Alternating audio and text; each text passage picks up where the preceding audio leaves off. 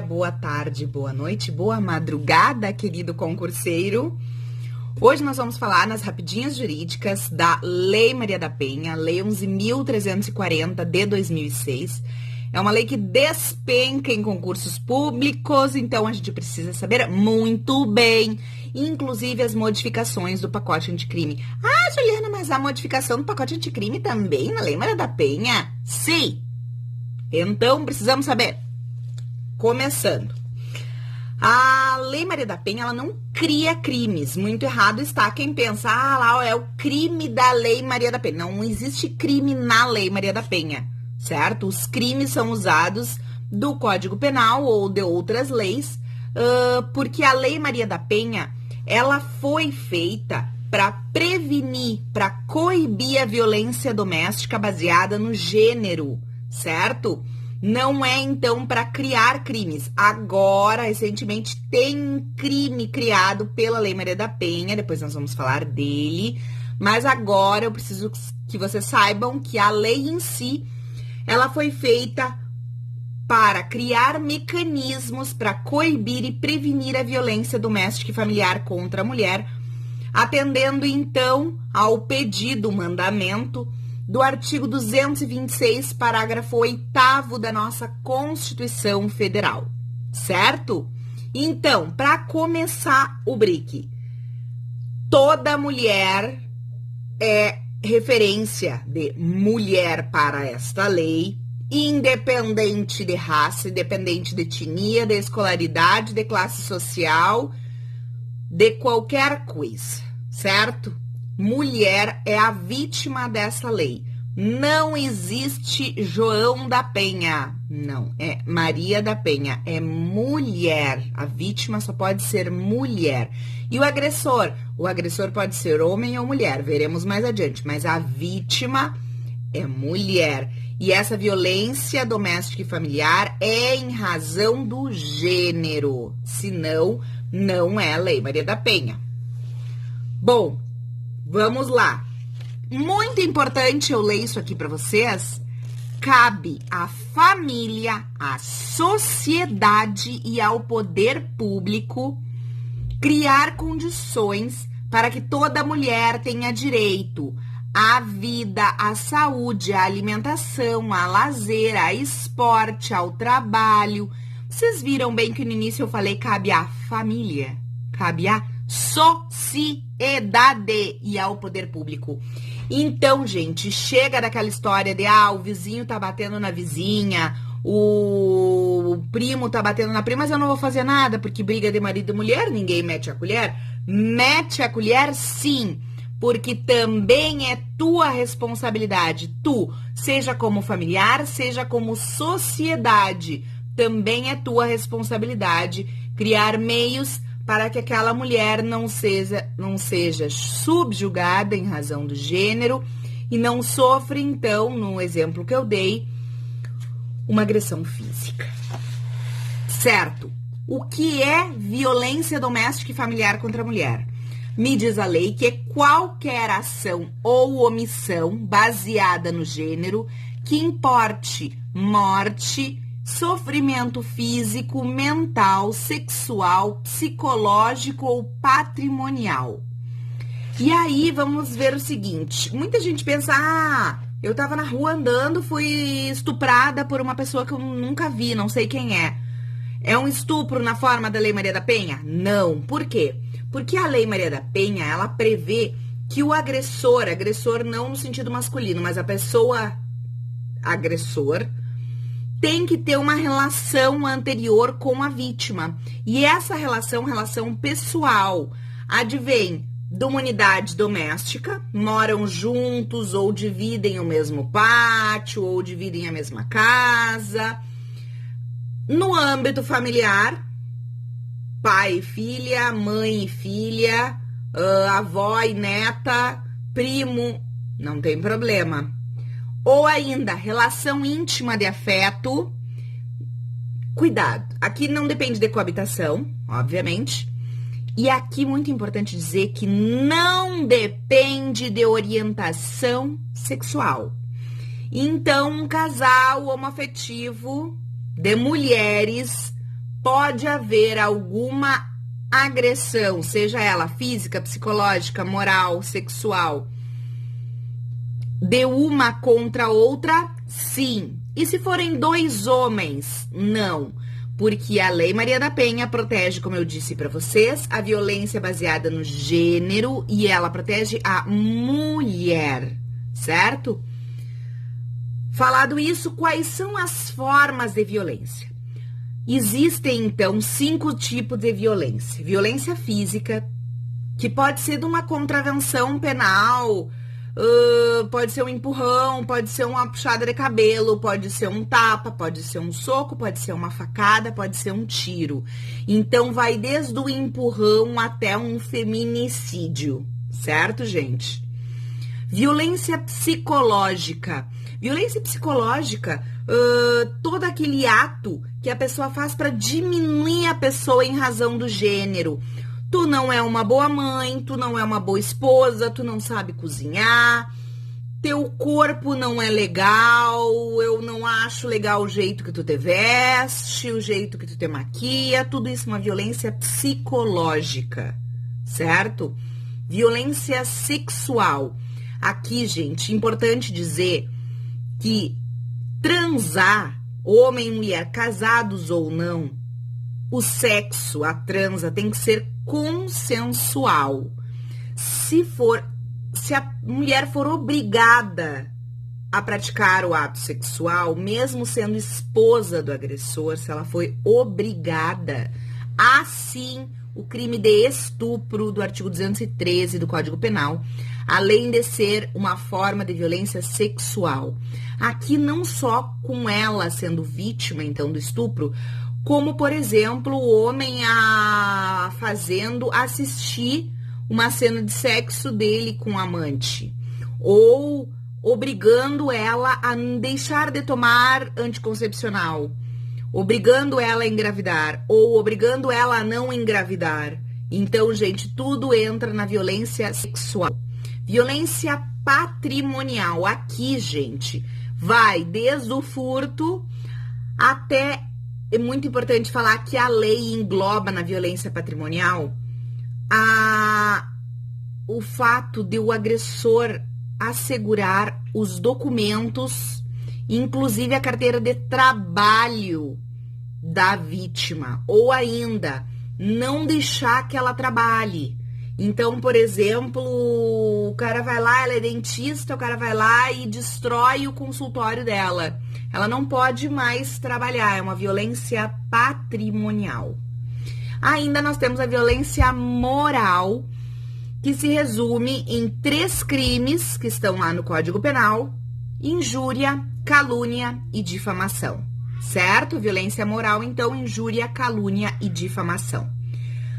Fala a lei sobre os métodos de prevenção, e aí ele fala sobre a integração do Ministério Público com a Defensoria Pública, a capacitação das polícias civis, polícia militar.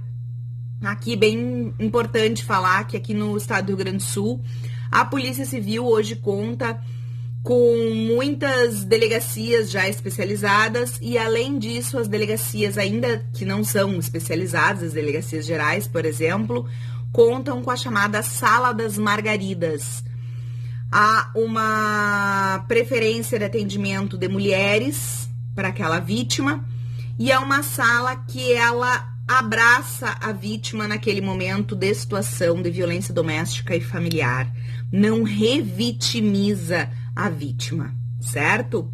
Assistência da mulher, então, em situação de violência doméstica e familiar, a vítima vai ter direito à prioridade de remoção, se ela for servidora pública. Ela vai ter direito à manutenção do vínculo trabalhista por até 6 meses. A assistência judiciária para o divórcio, inclusive o divórcio pode ser realizado no próprio juizado de violência doméstica. Claro que daí não vai ser feito o divórcio com partilha de bens, é meramente o divórcio. E aqui ainda tem prioridade para a matrícula dos filhos. E uma coisa nova que surgiu aí na parte da assistência da mulher vítima da Maria da Penha, vítima da violência doméstica e familiar contra a mulher, é o ressarcimento pelo agressor. seja ressarcimento, por exemplo, do SUS, seja ressarcimento dos danos. E esse ressarcimento não vai servir depois de minorante para uma possível pena penal de sentença condenatória posterior.